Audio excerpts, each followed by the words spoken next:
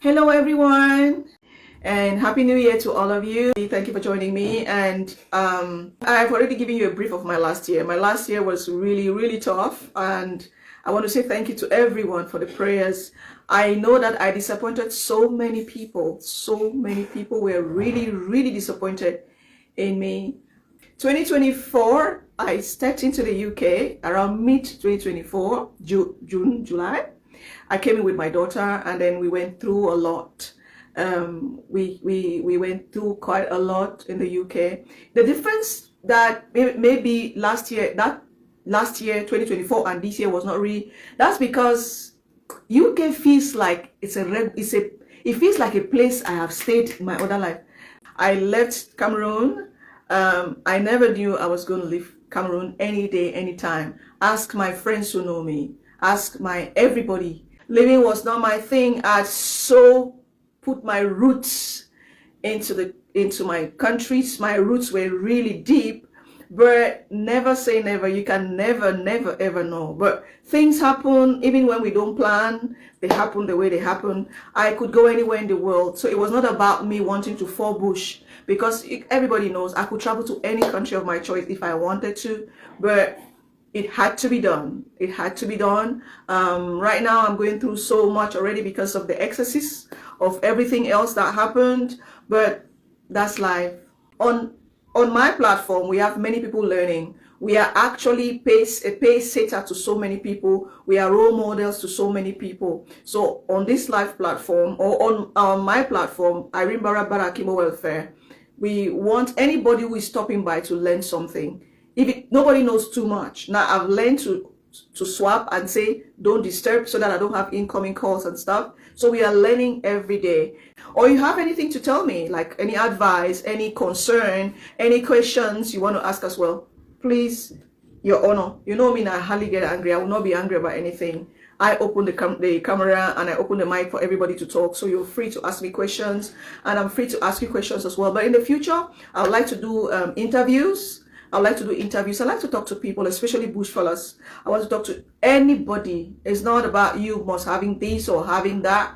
Yes, it's a life is a learning curve. We learn every day. Yes, so it's not about, nobody should think any lesser of themselves. Your experience is a blessing to someone. How you maneuver yourself through your experiences, whether you're back home or whether you're here, how you maneuver yourself to being who you are or achieving what you're achieving or where you're going to. Somebody is looking for just that to be able to pull through, or somebody is looking to hear another person's story to be able to believe in themselves more and stand tall and do better. So why not? I'm open to if you want me to take you on an interview, please send me an inbox, so you can still look for Irine Bara on my profile and write to me. I'll be able to respond. There's a WhatsApp number attached to this profile. There's a WhatsApp number 07586718 Thank you. WhatsApp.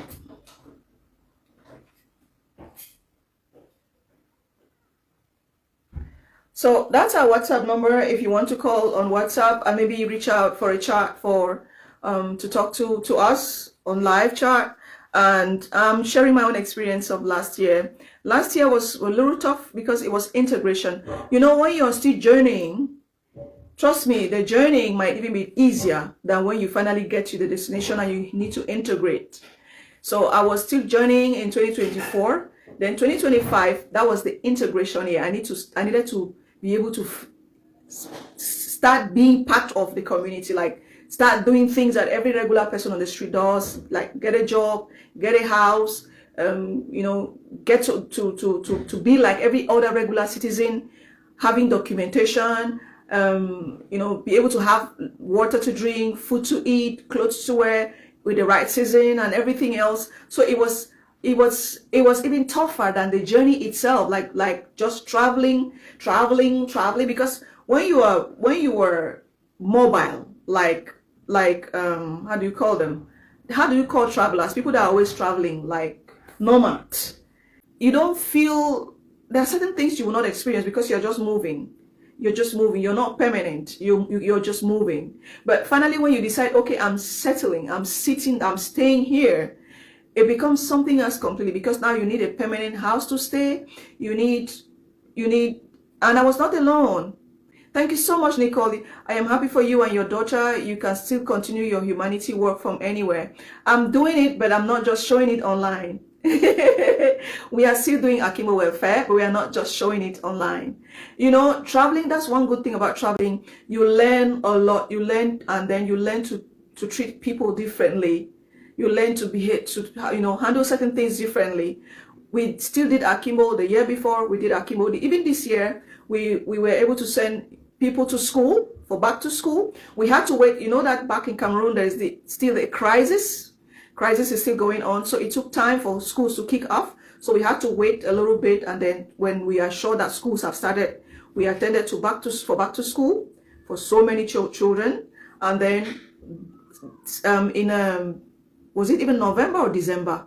I don't know that in November or December, we still went back to pay GCE and first school for so many children. Yes, we just not posted them. We had partners who called us and supported us, and then we did it, and we paid GCE because that one was strictly for GCE, strictly for GCE registration. So we paid GCE registration for many IDP children and first school living certificate for some of them. So we are still doing it. It's something that is in me, you know, but I just really needed to like take this time to take care of myself, because like right now, maybe constantly in the hospital, there are so many tests I'm doing, and you know, they have some things popping up, you know, which nothing to worry about, but I really need to take care of my health.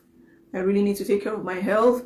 You know, that's one thing about people who give. Sometimes we just give, and then we don't realize that we've gone, and then we've lost, everything about us is out, and we are practically just empty. And you know, before you wake up one morning, they say that girl died. You're like, I saw her yesterday. You know, they were just giving and going.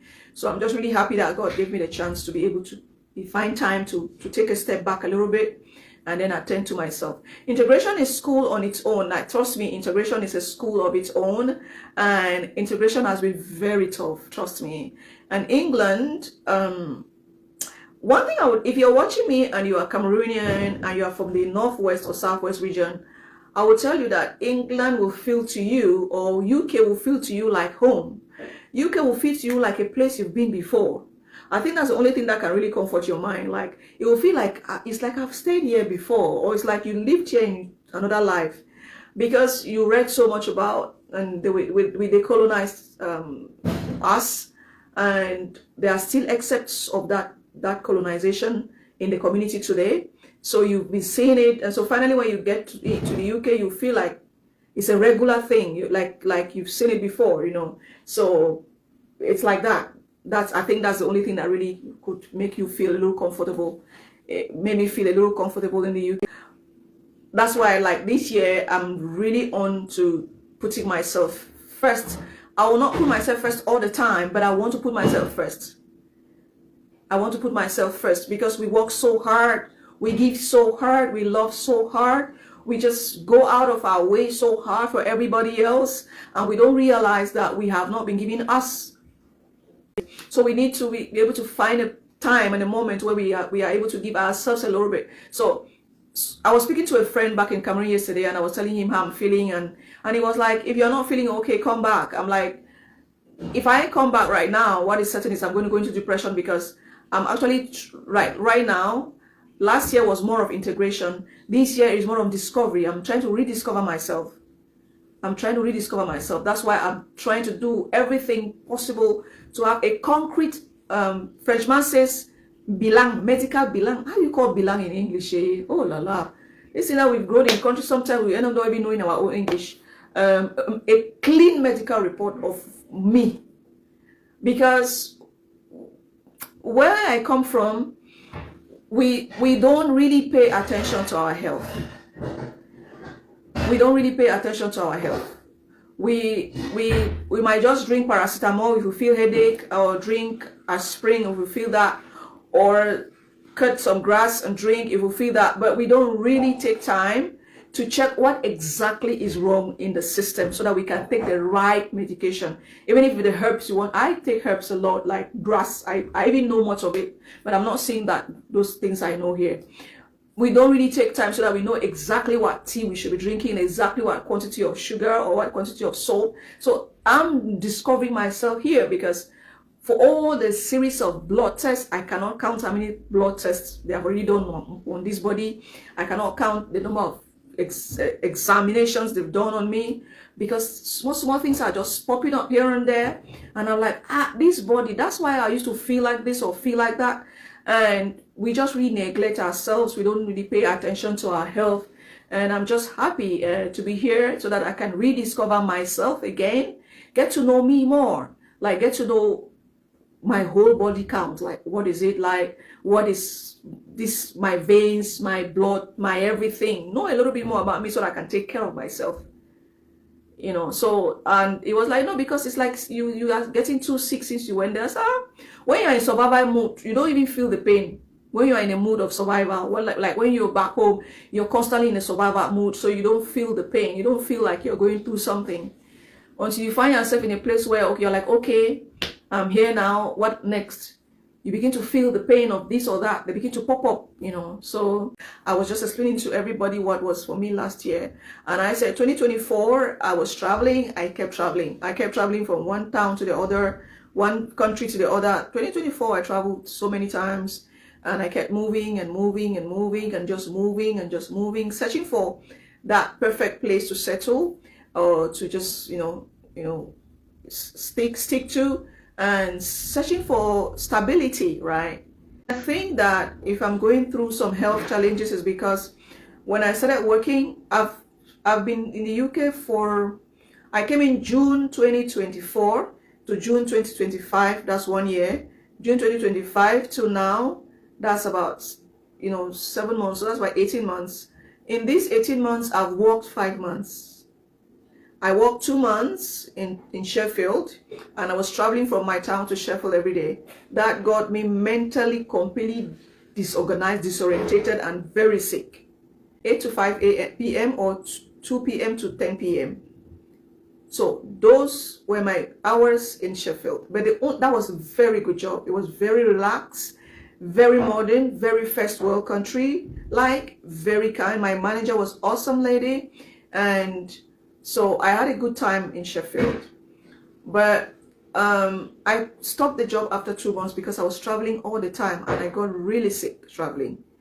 And then I finally got back, finally got a home to settle, like I'm in my own home right now. And I got a job, which I've done for 3 months. But in those 3 months, I've worked effectively 2 months. And it's long hours. So every shift is like 10 hours or so. It's 7, 8, 9, 10, 11, 12, 1, 2, 3, 4, 5, 6, 12 hours. Every shift is 12 hours. So I think that got to my head because I've worked like a better chunk of my life. I started working as early as 15 years. So I've worked many years and I've worked really tediously. So at this age, I don't think I needed. So at some point, I didn't feel it. I didn't actually feel that I was having, it was maybe, and then the environment was toxic and it was not, let's just leave that apart. So the thing went up to my head, boom, and that was it. It got me really sick, really, really sick. And the hospitals have been diagnosing so many things at the same time. I'm like, is this my body? Or, I wake up in the morning, I will not understand my body and stuff. So I'm really being careful this time around. I'm going to walk and go slowly. I'm not in any rush. Don't tell me to buy plot, please. Don't advertise your plot for me. I'm not buying it. Don't advertise me anything. I'm not buying it. I'm just living my life calmly, slowly this year, 2026. I'm not in any competition. I'm not hurrying. I don't want to show off a car. I will trek or I take a bus for now. If God blesses me with something, so I'm not rushing. And I'm going to do what you call casual work. Means I choose my shift when I want to go. I go and work and come back and I stay in my house. Because I for die, le play, poop, I will just die like that. No. In UK, to get a job is hard. But when you finally get the job, if you want to follow this thing they call shifts, like yeah, everybody's saying, the shifts are there like this. You can die on the job, because if there's shifts are just piled up everywhere. They are even begging you to come and work. Like, come, please. No. Take your breaks as well. I was not taking my breaks rightly. I was not eating rightly. I don't eat at the right time. I don't take my breaks at the right time. I eat sometimes just standing in the air and just, you know, I was already a boss for myself. So I got used to, I don't know how to pretend on the job. I'm someone, when I want to work, I work with my whole heart. I work with my whole heart. So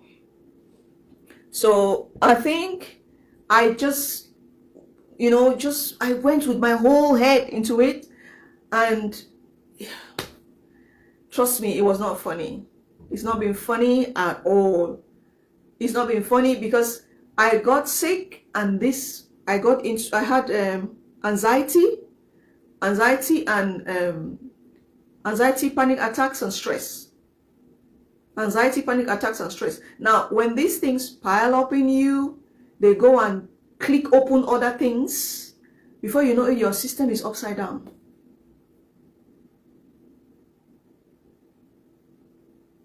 Your system is upside down. So I've decided, no way, I'm going slowly at my pace. I'm not rushing anymore.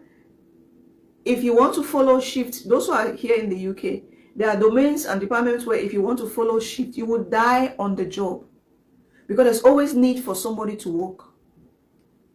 It's difficult to get that job, but when you finally get a job, geez, they'll be calling you, please, there's shift, 3 hours shift, 8 hours shift, come, 12 hours shift, this hours shift, your managers will be calling you, your sub-managers will be calling you, come and work.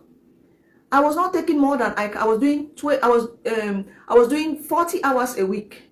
Normally in Cameroon, I was doing 40 hours a week. This is the difference. In Cameroon, 40 hours a week for the 15 or 20 years I worked full-time in a company. Even though my hours, in Cameroon, I climbed and had post of responsibilities to a certain extent. So at some point, hours were not counted anymore. In Cameroon, I worked 40 hours per week, but I did how was the 40 hours per week? Monday to Friday. So you go at 8, you come back at 4. So Monday, Tuesday, Wednesday, Thursday, Friday, you do your 40 hours. In England, I chose 40 hours as well. 40 hours. In Sheffield, I was doing 37 hours. That one was a big time job. That one was a job, man. I love that job. But when I came back to my city in Hull, I took 40 hours. But now the difference is you work 3 days this week and then 4 days next week. So I have 3 days to work and 4 days to rest. 3 days to work, 4 days to work, rest. 4 days, 3 days rest. 3 days, 4 days rest. 4 days. That's how it happens in the UK. For those of you, for some jobs, not every job though. Depends on your level. So I was doing 40 hours. So this week I can do 3 days. The next week I can do. But I was a team leader. You know, now anywhere I enter, there's a way God places me in certain places. He just takes me to high places like that naturally. So I was recruited as a team leader. A job, I didn't even apply for it. They just gave me that. That's grace. That was grace. 2 days a week, 9 to 5. All right, a regular job, 9 to 5. Administrative. Administration is my strength. I've been an administrative staff for past 20-25 years, so I know it to my veins. But I had left it because I wanted to like do things myself. So when I created Akimo Welfare, I was my own boss, having staff, paying salaries and stuff. So but when I came to the UK, I had to step down so that I can get to know and then maybe grow from there. So now my job, I was a team leader. So I was doing 2 days in the week administration, 2 days floor, that's children's residential. So I was working in a children's residential care home. So 2 days administration, 2 days supporting young people, not children, young people. So we work with young people from between teenagers, only teenagers, not older people, not only teenagers. And but on the day where I'm supporting young people, it's 12 hours shift. It's 12 hours. So it means I go to work at 8 and I close at 8 to 8. So, but I think I didn't realize that those hours, I didn't realize that those hours were getting to, I don't know how, but it's like they were getting to me. Back home, I was my own boss, and I had 4 staff under me. I had a personal assistant on a salary. We don't call it salary in charity. We call it a stipend, because we can't really pay people working in charity. These are people that dedicate themselves to help others. So we can't really pay people in charity. So they are practically volunteers, but people cannot volunteer for you and you leave them like that. So I had a personal assistant, whom I supported as well. They had them specific money something. I had a web manager, a website manager, a social media manager. So they supported us. They were under our payment scheme as well. We had a secretary under our payment scheme. We had there was a 4th person, and then we had other people that came in as volunteers from time to time. Sometimes we had a huge outreach, we'll take like 3, 4, 5, sometimes 10, sometimes 15 volunteers, because Akimo welfare was Lord help me. Lord help me. Honestly, I was settled. I told everybody who knew me growing up, they knew I was not somebody to travel. But see me here now. Somebody was asking me the other day, say, "Kote, will you stay?" And I'm like, I'm sure this time around I'm going to stay, because you come to a certain point in life and you run away from things. They say if you see frog for daytime, something is follow on a toad. If you see toad for daytime, something is surely following. Yeah, that's a reality about, so it is what it is. So we are here now, and it is what it is. So we just have to, make do, and we are here. So we are here. I was already at that place where I'm my own boss. I go when I can, when I feel the strength and the energy to. I left a job. I was working in a company, like one of the best companies in Cameroon. My salary was more than $500,000, So before I left for Akimo, that's how important Akimo was for me. My salary per month was 632,000. That was my salary at the time, per month in Cameroon. Yes, I had a good job. So Akimo was not to look for money. Akimo was a passion, and it's still a passion. So I have never felt happiness in my life more than the time I was doing Akimo. So all of that put together, there was this joy about, just doing what you love, helping people, reaching out, being a blessing and everything else. But not everyone looks at you the same way, and I just had to leave. I had to leave because it's not everything we can say online, though. It's not everything we can say online. I had to leave, and I could go to Switzerland, I could go to Australia, I could have gone to any country I wanted to go to, because I had worked so hard that it was like a clean visa to go to any country. One of the things that opens doors for you, charity opens doors unimaginable for you. Trust me. You see, charity work, giving opens unimaginable doors for you.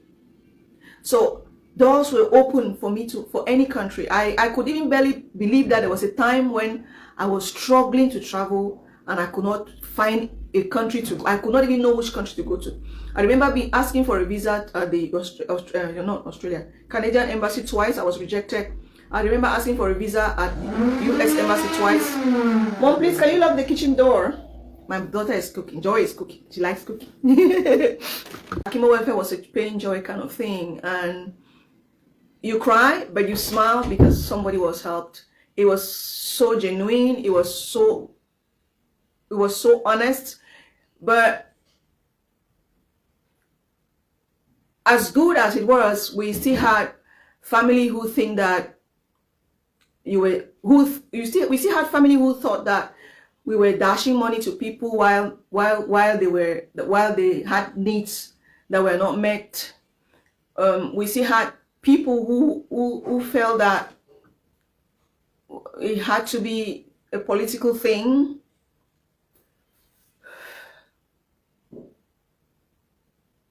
it was just me. Akimbo was just Akimbo. There was nothing else behind Akimbo. It was born from a passion of seeing people in pain. And I had a platform. My platform was Facebook. And I wanted to use my platform positively to impact my community. That's all I wanted to do. I had brought the idea earlier on Facebook, and people subscribed to it. The passion with which I saw people subscribe to what I was doing, I wanted to do more. I felt like, oh, so I can use my platform to, Akimbo was not me. I really want to take this time to really apologize. I want to apologize to family members who felt that I was dashing people money while their needs were not met. I want to apologize to you because Akimbo welfare was not me anymore. When we started, it was me. But it got to a point where it was not me anymore. It was accountability. It was about authenticity. It was about people who called me and gave me $100 for a specific purpose. It was about people who called me and gave me $500 or 500 pounds or 1,000 pounds or 1 million for a specific purpose. They were not giving me the money to share to my family members. They were not giving me the money because they didn't know that my own brothers or cousins or nephews or sisters or aunts or husband or wife were not sick. They were aware I came from a family. They knew that I'm African and Africa has issues with family. They knew, but they were calling me to send this to me because I was a messenger on a mission for people that I didn't even know. I never got to meet. Some I've never spoken to till today. One of my best partners, I've never seen his face. He's in the US. I don't know his name. I don't know his name till today. And he doesn't even talk to me anymore because I left Cameroon. He was one of the biggest donors for Akimbo welfare. There was no case he would not support. And if you were a family member and you were expecting me to take money, people call you and tell you, please look for two. These are the needs of people. I was meeting the needs of two people. I was in the middle. The people who had the money but had no legs, had no hands. I was their hands, their legs, their eyes. People who had no money, had no one. I was their someone. So I was a middleman. So I'm really asking family members who wanted to kill me overnight because they thought that I was dashing money to people and I did not meet their needs. I'm sorry. But if you are a family member, if you are my family member, be you my direct sister, be you my direct, I have only sister, I don't have brother. I mean, it's my direct sister from my mother's womb, from my father's groins. We are 6. If you are my direct sister, all of you. If you are my cousin, all my cousins, my grandfather and my grandmother had 7 children. My paternal parents had 7 children. All my cousins, all my nephews, their nieces. If you have never eaten my 1 franc, wish me bad and it will happen. But all my sisters, all my cousins, my uncles, my nieces, everybody in my family, if you have never eaten my 1 franc, that's if I've never exchanged hands with you like this, even before Akimbo, I'm not talking about during Akimbo, before Akimbo ever came, do your worst and it will happen and people will see it in broad daylight. But if you lift a finger, you will die the very day. Because everybody in my family has eaten from me before. Because I had a good job. I worked in a company that was paying me, when I just started working in that company in 2007, my salary was 312,000. 2007, my salary was 312,000. By the time I was leaving that company in 2023, January or February 2023, my salary was already 632,000 per month. Ask me where the money was going to. Family. Close and extended. So when I am shocked, I am surprised that family wanted to kill me because they felt that when they see me give 200,000 to someone, when they see me rent a person a house, a woman, an IDP a house for 1 year, pay cash, 700,000, pay cash. I go to the market, I equip a woman for worth 1 million. That's bed, mattress, bucket, this, chair, blah, blah, school fees, ID card, everything, birth certificate. I do you everything worth 1 million, 1.5. They thought I was dashing and that I was putting them in shame. So better know, may diamond or we rest. It's a disgrace. It's a shame. I really am sorry. I'm sorry to you, family members, if you took it otherwise. But I want to explain to you that Akimo welfare came to a place where it was no longer about me anymore. It was no longer about me. I did not call people for money. People called me. They call me and say, please, can you look for 2 orphans?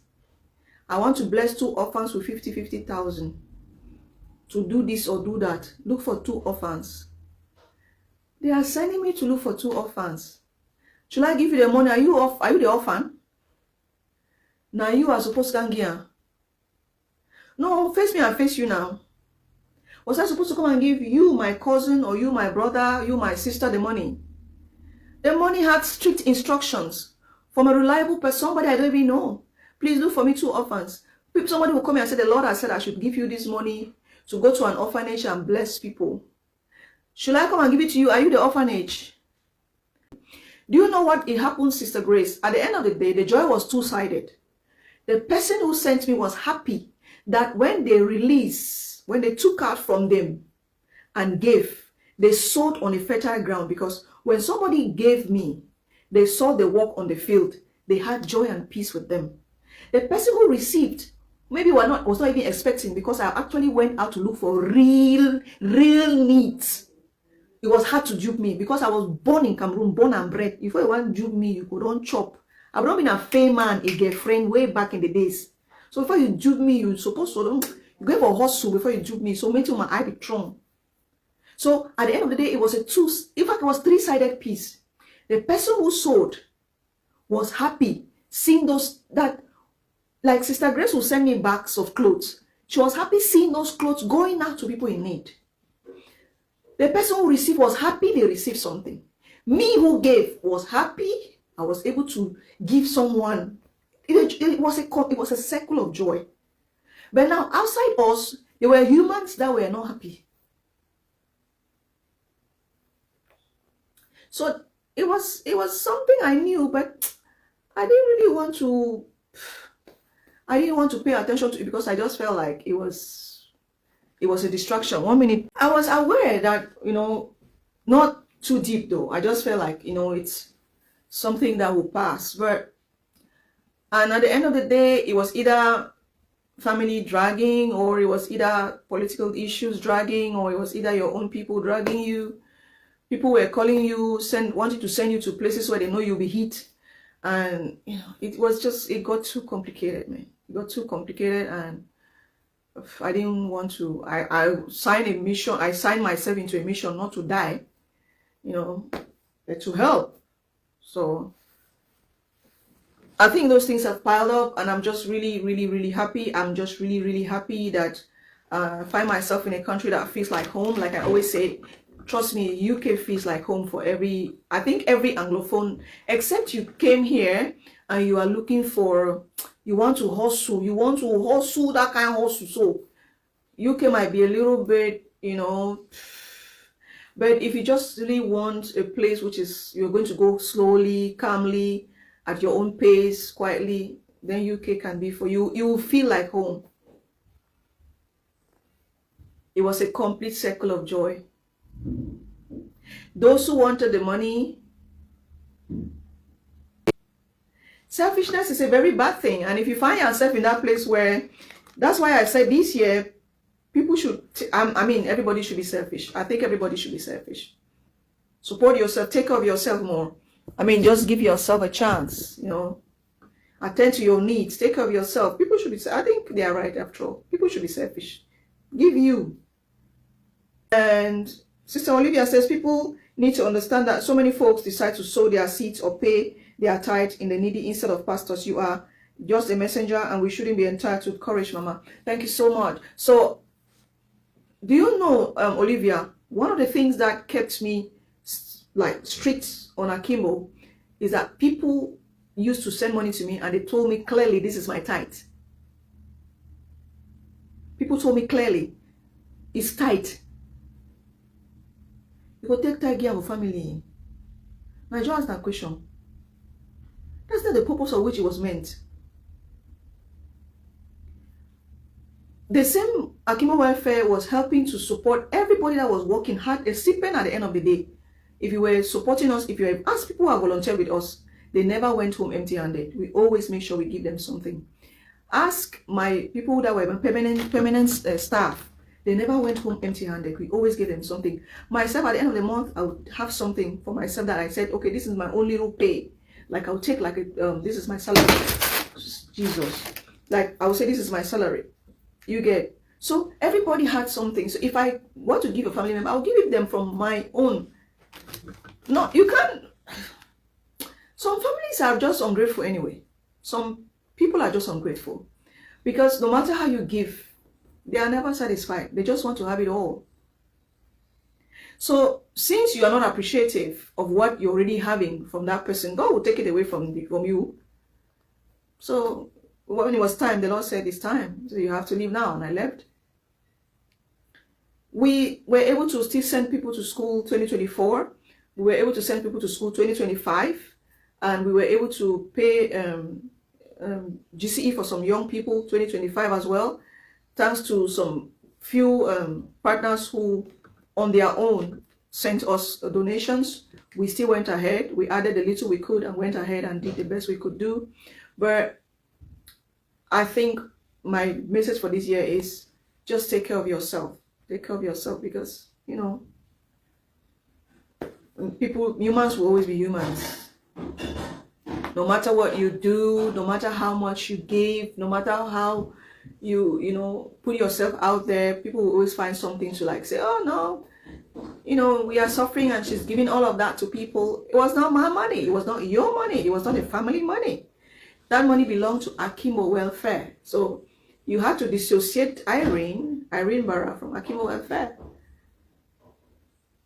I remember there was a time I came online and said I needed help. Nobody helped me. I said I needed help. Nobody helped me. I came online and said Irine Bara needed support. Nobody gave me anything. But if I came and I showed a case or I explained a case for Akimbo Welfare, people will support. And I cannot blame anybody. People are motivated by specific things. You don't force them.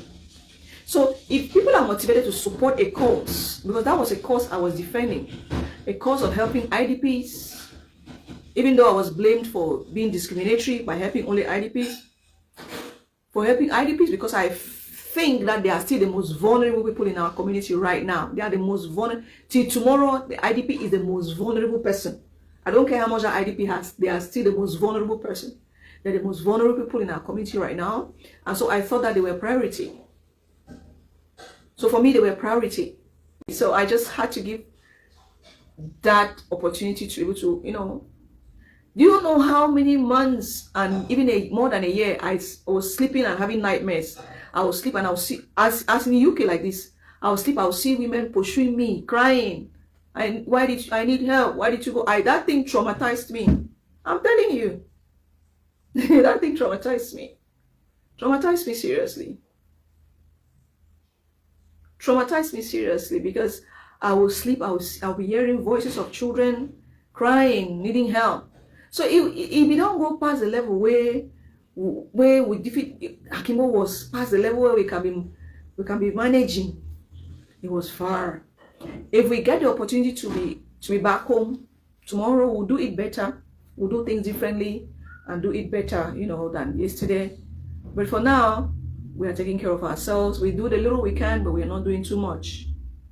Because in the UK, I discovered something. This thing called shifts like this can kill you before your time. You just be hearing shift here and there. I was doing 40 hours. I just resigned from my last job. I resigned. My job ended on the 1st of January. No, I know one headache I beg. I don't want to die before my time. So I just wrote to them because I've been very sick. And the hospitals are they are telling me things that test upon test. So I'm just going slowly but surely, one day at a time. So actually putting on my camera and talking is also a way of, getting myself busy, reconnecting with my people, explaining certain things. 2025 was a tough year. Like I was saying at the beginning of my show, 2025 was a very tough year. UK is a very beautiful country, but UK is quite tough, trust me. UK is quite tough as well. So if you're planning to come to the UK anytime soon, think well, especially accommodation. Well, that's the first thing. You want to be sure that you're going to have where to stay, because that's what will take all your money, accommodation. And food, I think food it's expensive eating in restaurants, because if you go to a restaurant right now, you eat, let's say £20. That's like a joke. £20 is gone. For chicken wings and fries, £7 or so. If you eat today, eat in the afternoon, because I like to eat evening and night. But these days I've not been having a lot of appetite. But I think the doctors are still doing lots of blood tests. I'll be going for stool tests as well. They did blood tests and some things were not very normal. They had to redo the blood test again. I have to go for stool tests, and slowly but surely we'll get there and we'll be okay. I'll try to rest as much as I can. I'll try to rest. These days when I sleep, I don't try to get up too early. That's why you see sometimes you see me post very late. I try to sleep as long as possible and not get up too early, so that I would, because during the day I cannot sleep again. I can lie on this chair and then sleep off and stuff. So, and it's never very comfortable, but I try as much as possible to sleep my best. But this year, guess what? I'm taking care of me this year.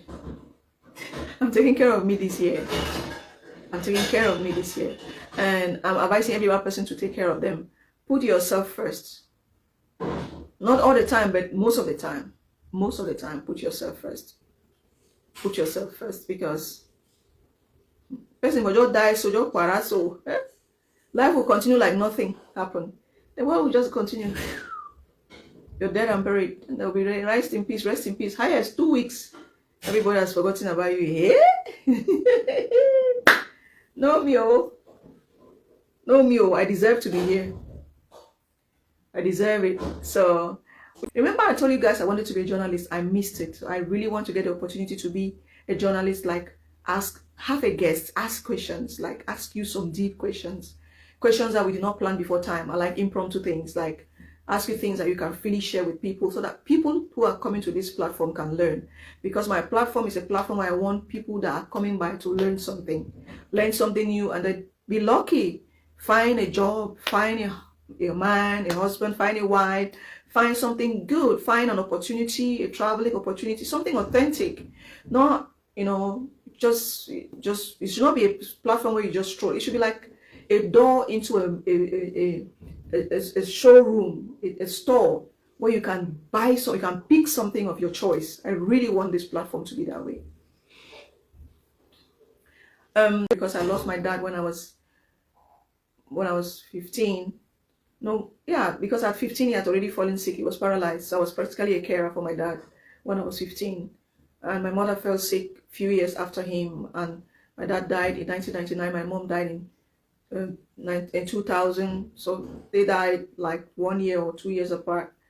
And so I understand like the pain of growing up and not having a parents. So you know best. And so if you're somebody who already has family, you have people who look up to you like brothers and sisters, you want to be here because at least you know that there's somebody looking up to you or counting on you for something, or you just have to be here. Like, I don't really care what my family members do to me. Sometimes I'm like, oh, that's my family. I just want them there. Even if they are not giving me anything good, or let them just be there. I just want to have them there because I know the pain of losing someone. I really know the pain of losing someone. So it's just worth it having people here. I really, really feel you, like you need to be here. You have to be here. You have to leave a good legacy for your family, you know. When I look at my daughter, one of the best things I ever did was take my daughter along. Like when I sit now in the UK and I look at her, I'm like, ooh, she's cooking now. I can feel relaxed. She really helps me around, and she's younger. So as you're growing older, you get tired. Since I've been a little bit very sick for some time, I can just get tired, and she supports me. So she's like, the reason you have to be here, you want to be here to support her as well, for her to have her feet stand on the ground and stuff. So, you know, it's worth it being here. I've gone through lots of mental health issues and stuff because I gave in too much, maybe not too much. I was giving it wholeheartedly, I think. Not that I gave too much. Nobody ever gives too much. I gave wholeheartedly, and then the reply that came to it was a little bit, you know, so it's enough to just like knock you off as a human being and make you feel bad about yourself, you know. But I'm happy we are still here and standing tall and smiling, and the new year is here. This year I'm going to be nonchalant. So if you see anything from me, take as you see. I'm going to be like really carefree, free-spirited, like I'm going to have a free mind, like free mind. I'm not going to comport myself. I'm going to like really be free, like let me just have a bit of, let me just enjoy this life too small now.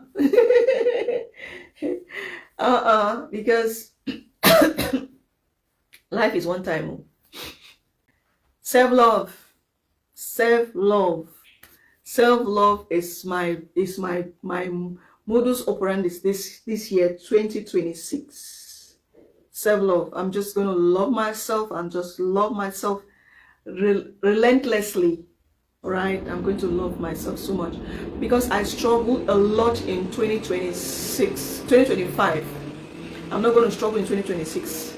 2025 was very tough. It was really a tough year. Woo! I don't know if anybody else went through that toughness. It was like,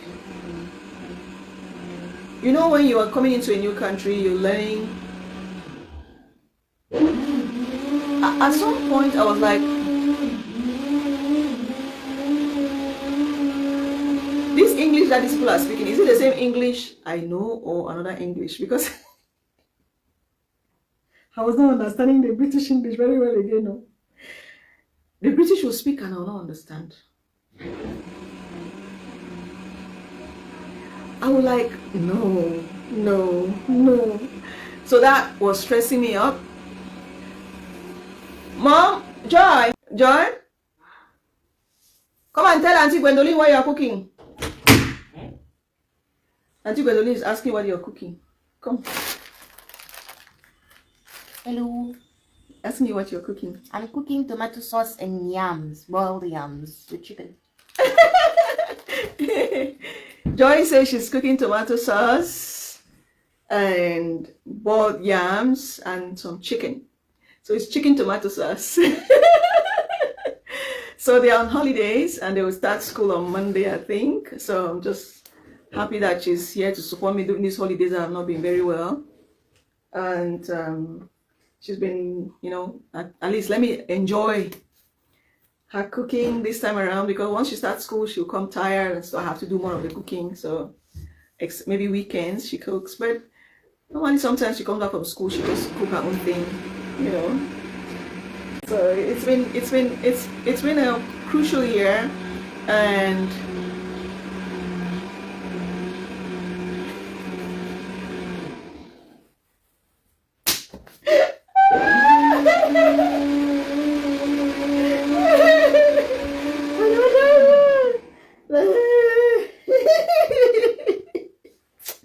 Chai.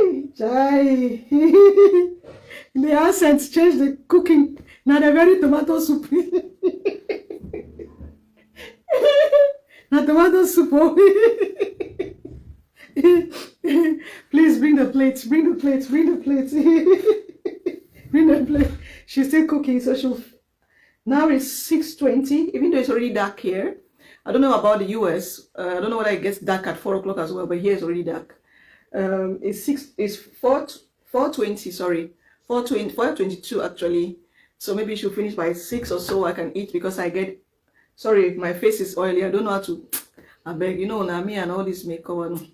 So when I get hungry, I get sad. Hunger is not my friend. Yes, Joy is growing fast. Joy is growing fast. She's a big girl now. Joy will be moving to her next age this month. Her birthday is coming up, you know. Her birthday is coming up in few days. Her birthday is coming up in few days. Yeah, so she's actually a blessing. I think when we just came to the UK and the time we were struggling, I know that many people who care about me were just worried because I was dragging a child along, and they were just worried that a child should be going through so much at the same time. But she's actually been a blessing for me. You get, children are a blessing. I think that's the difference between different countries. I've experienced that in countries like the UK. I don't know about your country. There's respect for children. They will treat you differently once they see that you have a child with you, because they want to give that child the best. For the child not to, you know, they understand. And I work with children as well. I work with children. I see the kind of care we have to, even by law, the kind of care we're supposed to give children. And I think that it's just a blessing to be with a child around an area like this, in a place like this one, because children are treated specially. So throughout our struggles, where we knock on doors, some of those doors open easily because I was having a child with me. So they will look at it, they will show mercy and answer and respond quickly because of the child, because they wanted to give the child the best, because she was very strong. She was really strong because she had to stand firm, have a strong mind, because we kept moving. We were nomads. We were just moving. House to house, town to town, we were just moving. It's not, and that is very tedious for a child. That's very tedious for a child. But we had a strong bond such that it was difficult, because at some point the government stepped in and they had to investigate. Is the child okay? The child not okay? Because if the child was not okay, they would take the child from me. They will take the child from me and put the child in a place where they think the child will be safer. That's the reality of the first world country. Not because they want to seize my child. That's per what I understand in the UK system. So there are friends who come here like, why didn't you leave the child? Why did you carry her along? You should have let the child come once you're settled. I could not have left I have taken care of so many people my whole life. I became a young carer at the age of 6. I cared for my grandparents, cared for my sisters, I've been a carer my whole life. As I'm talking to you, I have children. She's my only biological child, like the one that came from my womb. I could not have left her behind. I would not have been able to even manage the journey. So I went to God and I told God, I beg you, Father. I've read in the scripture when I was leaving. I said, I read when Abraham left his family. He didn't leave his child behind. I should not leave my child behind. Please, Lord, help me. If you truly are a God and a creator of mankind, if truly you were a God and you are a God that exists, you existed then and you exist for real. If truly there was a man called Abraham that left his father's house and took his wife and even took his nephew, he took his everything. This is my prayer. I'm even sharing some of my secret how I talk to God. I don't really actually pray. I just really sit down and I'm talking to God like I'm saying him, like I talk to a father, like you would talk to a father. If truly you are real, give my child a visa. My UK visa, I got it in 10 days. My child's visa came, I think, 3 days. She had never traveled before. That was how quick I got the visa for my daughter. 3 days, her UK visa was out. It was quick. So I understood that God did not want me to, I just had to be with her. She's my source of comfort, my source of, let me just have her with me.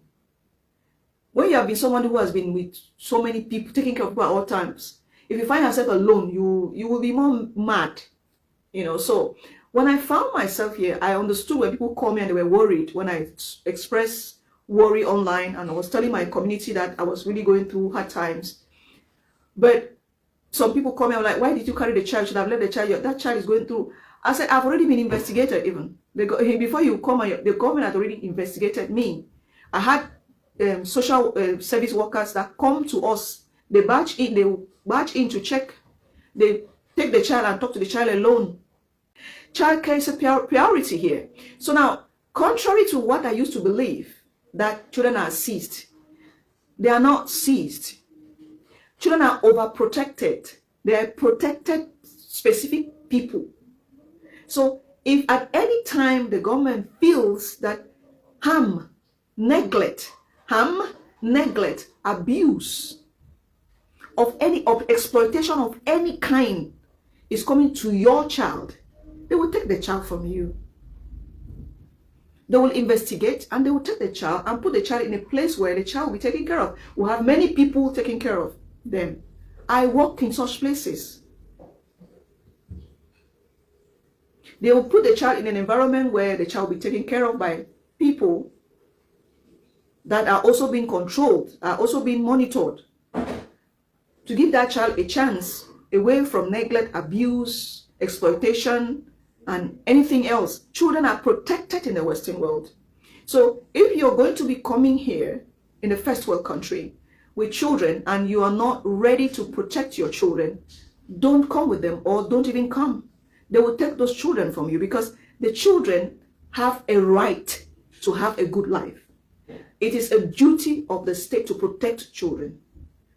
So if you leave your children at home, lock them and go to work, they will take those children from you. It means it's neglect. That's neglect. If the children are not having enough food to eat, and you have no proof of having asked for help, you need help, they are going to step in for the children. That time will not be you anymore. They'll be considering the children. Do you understand? So we had social services step in because of my child. At the end of the day, we were given a space to stay, not because of me, because of my child. They wanted the child to stay in a safe space. So as a mother, they will not separate us, because they discovered that the child was tied to me and I'm tied. We have a bond. So they will not separate you guys. I think the British system does not intentionally separate. They prefer children being with their families, except it comes to the worst. So but they had to investigate, ask the child questions without me, find out, and once they understood that we were one and I love my child loves me, I'm not any harm to her, she doesn't feel unsafe with me, they put the child in a safe place and let me be there with her as well. But they come in time to time to check. They come in to check, how are you? They ask the child questions. They ask her how she's feeling. Is she feeling safe? Is she feeling secure? Is there anything she wants to say? And children are very innocent. They will say their thing innocently like that. And if you now were not treating your child right, you were not being caring, or you were bringing your own system, how they were on for that side, they will consider it abuse or neglect or something, and they could take them from you. They will take the child from you. So these are things that are just normal. So but Joy was more of a blessing to me, because many times I was rescued out of circumstances because of her. They would not let us stay without food because of her. They would make sure we are there was always someone to call to find out because of her. So if you see other people for other countries, they come here, they come with 5, 6, 10, 7 pikin, because they don't see the importance where they carry a pikin. So now we don't know these things. We know we go first. Thereafter, so last Friday was that pikin go knock 18 or cross the age way for BWE. They go to hear you not only for phone.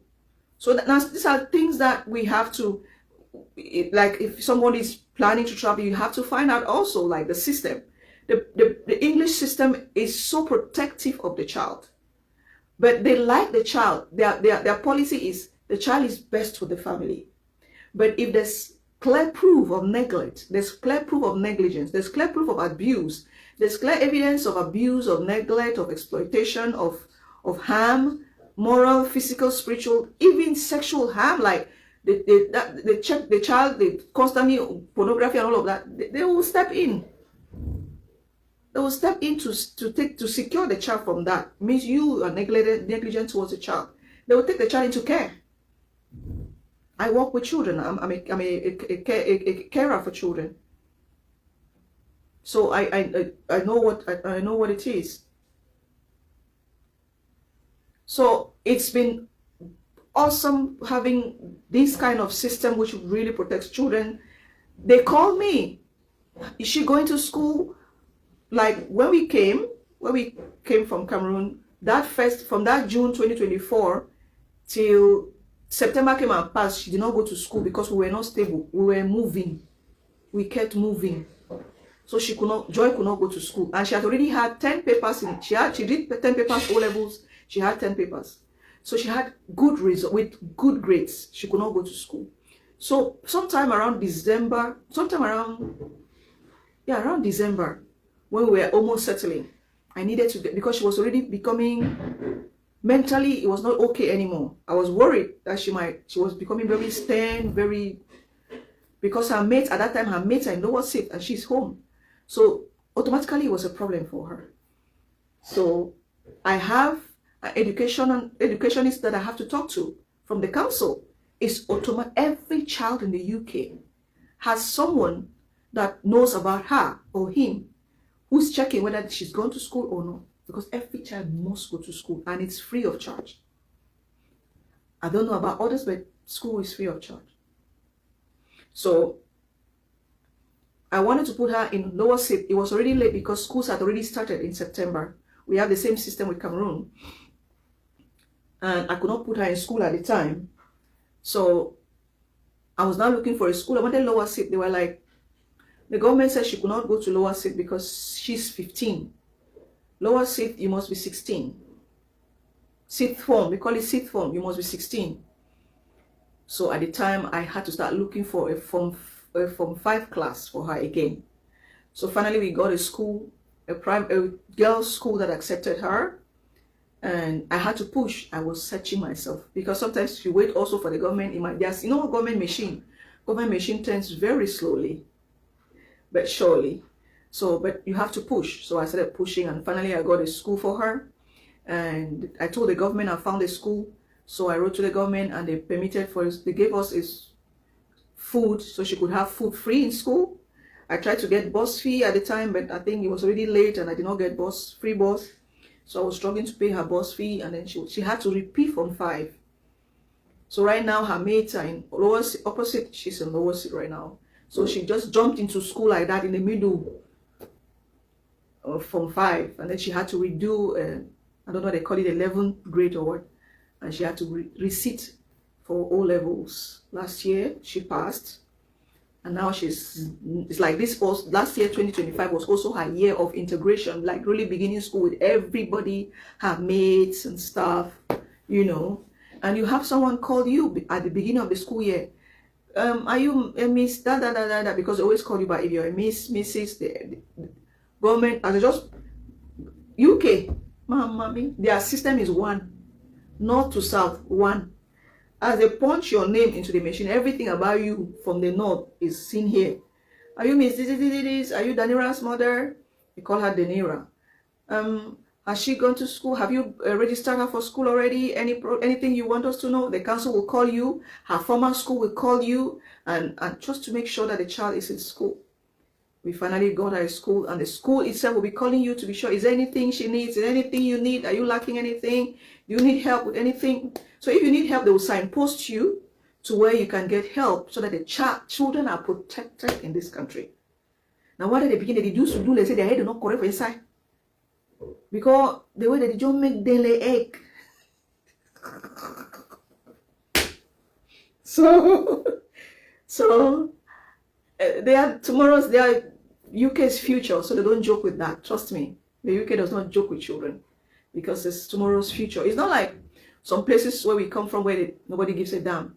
They plan their future now, so they invest in the younger generation, making sure everybody's going to school. They have the best. Even if you don't want to, here everything is available. If you're a child, you don't want to go to school, there's a vocational something for you. You must not go to school.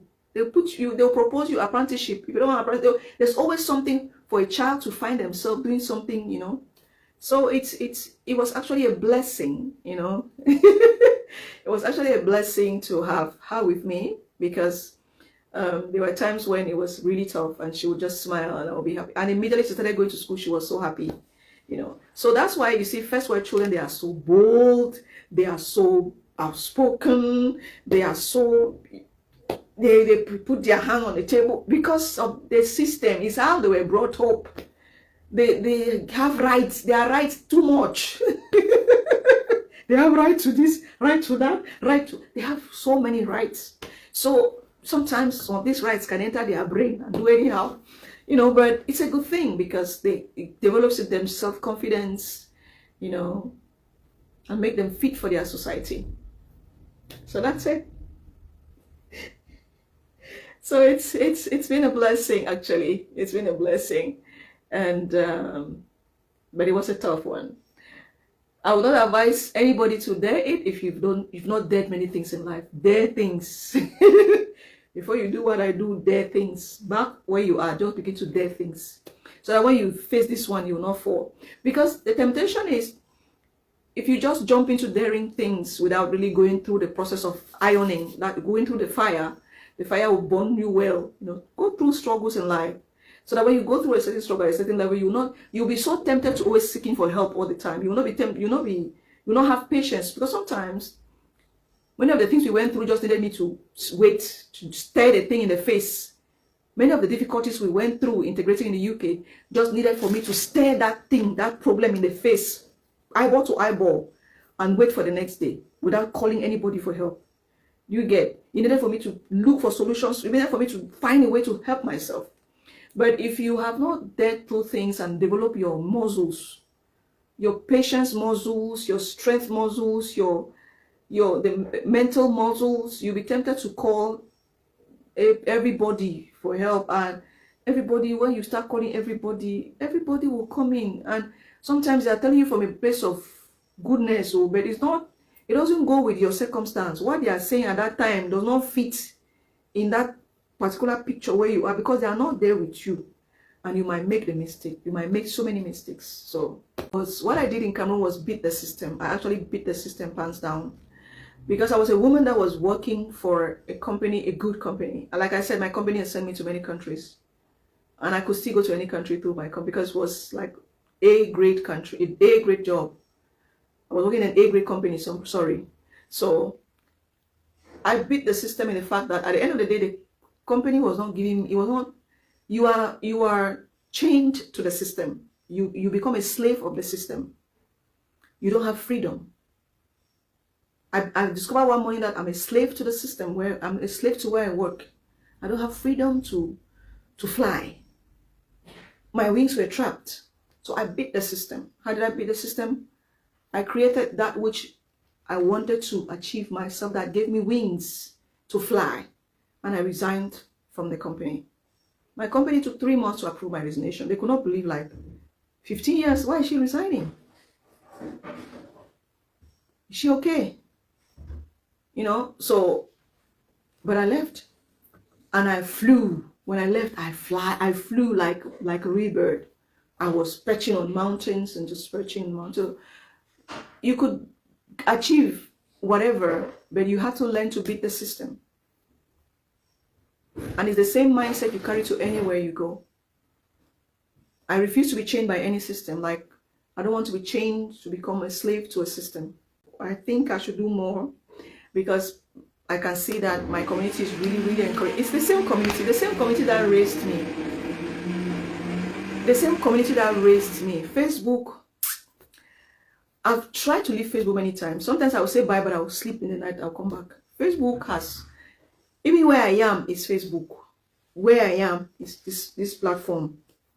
This platform. On this platform, I've done films, even though it was comic films. On this platform, I was a regular administrative staff. On this platform, I was a stand-up comedian. On this platform, I've done skits. On this same platform, motivational speaker. I don't forget that one. Hey, I don't forget that one.